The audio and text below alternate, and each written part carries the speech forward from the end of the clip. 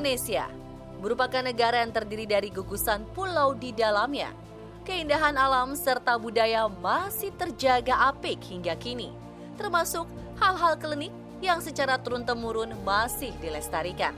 Dan begitu pula halnya dengan Gunung Salak yang sampai hari ini masih menyimpan banyak misteri di balik keindahannya. Seperti diketahui, Gunung Salak merupakan salah satu gunung yang terkenal di Jawa Barat.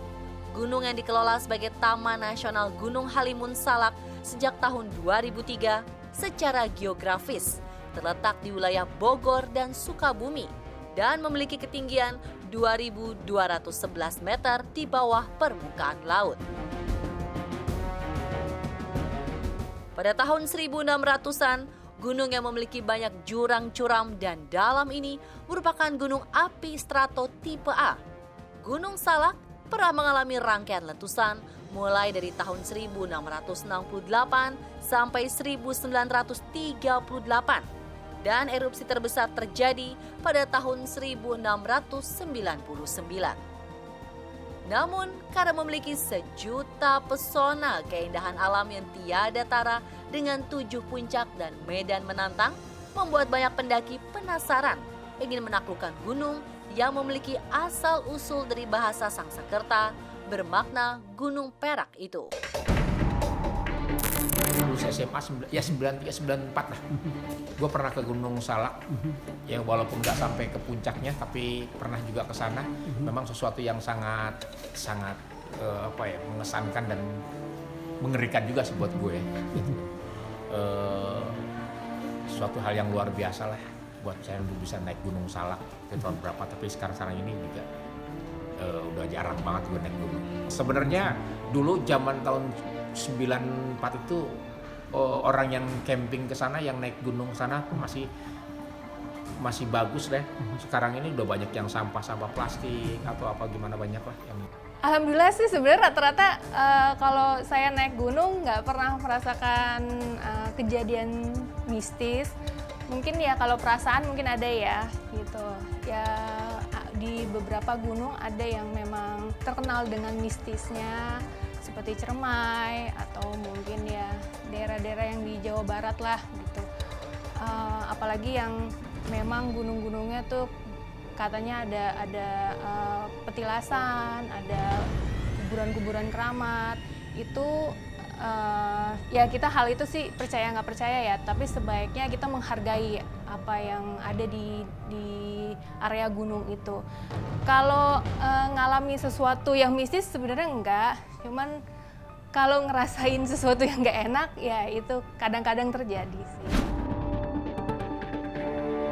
Di balik pesonanya, Gunung Salak juga sering disebut sebagai gunung terangker di Jawa Barat. Mengapa?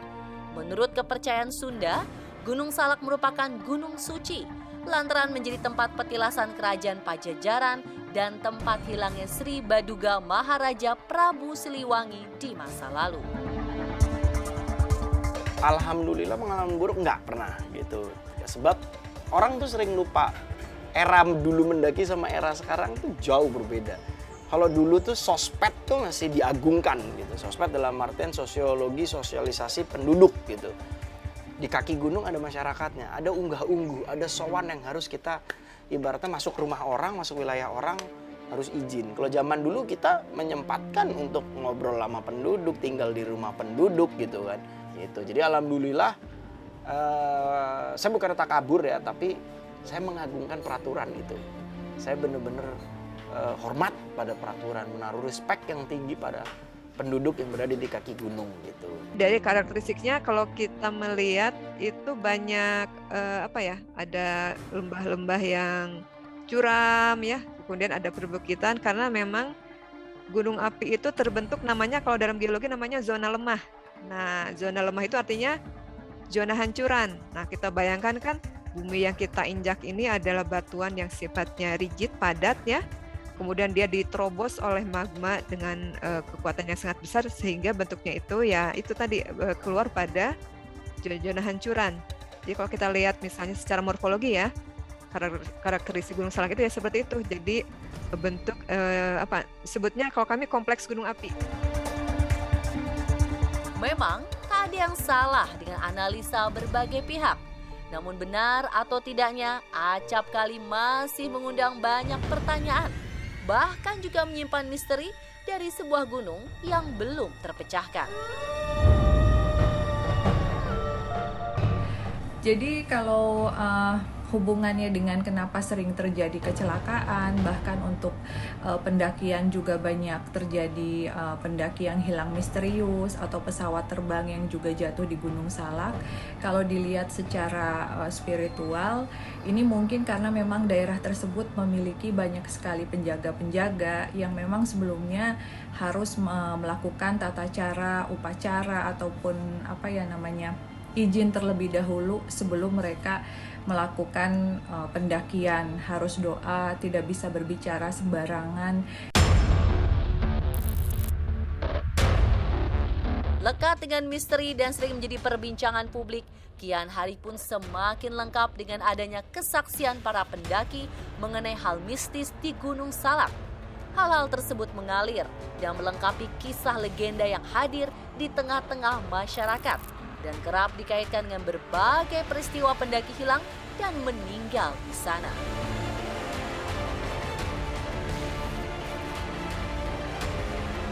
Jika tak ada bercerita langsung dan pernah mengalami, hal ini tentu omong kosong dan menyisakan rasa penasaran. Sekedar ingin membuktikan mitos dan legenda Gunung Salak, tim selebritas yang on the weekend mendatangi langsung seorang penulis dan pendaki yang telah banyak menaklukkan gunung-gunung di Indonesia sejak tahun 1992.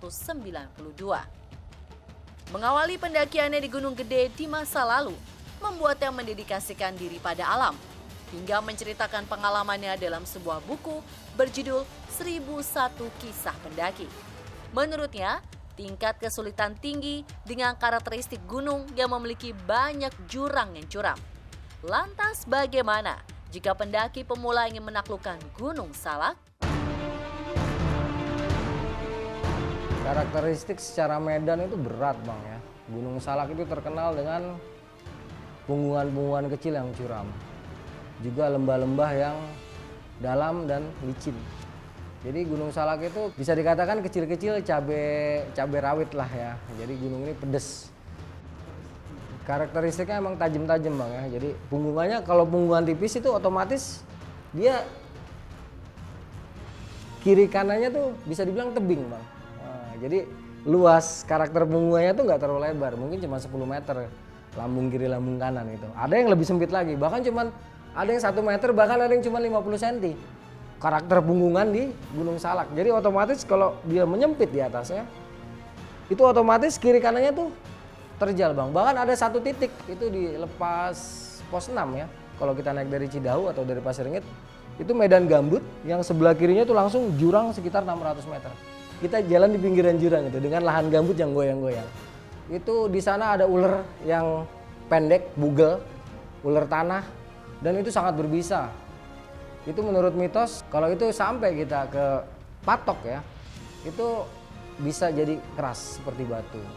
Sedangkan untuk hewan-hewan nokturnalnya yang paling banyak itu macan kumbang di sana itu. Jadi kalau untuk sisi lainnya secara mistis, ini gunung cukup terkenal ya, dari asal nama Salaka, Gunung Perak. Nah, jadi menurut mitos di sini adalah tempat persinggahan dari Prabu Siliwangi.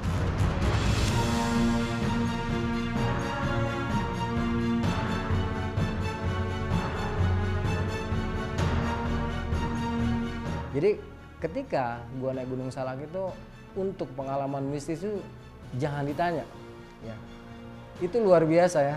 Karena saya tidak bisa menyebutkan makhluk-makhluknya. Intinya saya pernah kita melihat penampakan itu 2010 ya. Sesosok apa ya, makhluk tapi dibilang manusia bukan manusia gitu. Itu kepalanya bisa dibilang berbentuk hewan, nah, tetapi badannya badan manusia dan dia tidak berjalan seperti kita pada umumnya. Dia berjalan lompat dari pohon ke pohon. Kalau untuk makhluk-makhluk yang lain jangan ditanya Bang. Gunung Salak ini seperti saya katakan ya. Jadi karena sudah terkenal dengan keangkerannya, otomatis masuk menjadi image kan. Masuk ke dalam pola pikiran kita sebelum kita naik Salak, angker. Dan ketika kita sampai ke Gunung Salak, akhirnya jadi angker beneran.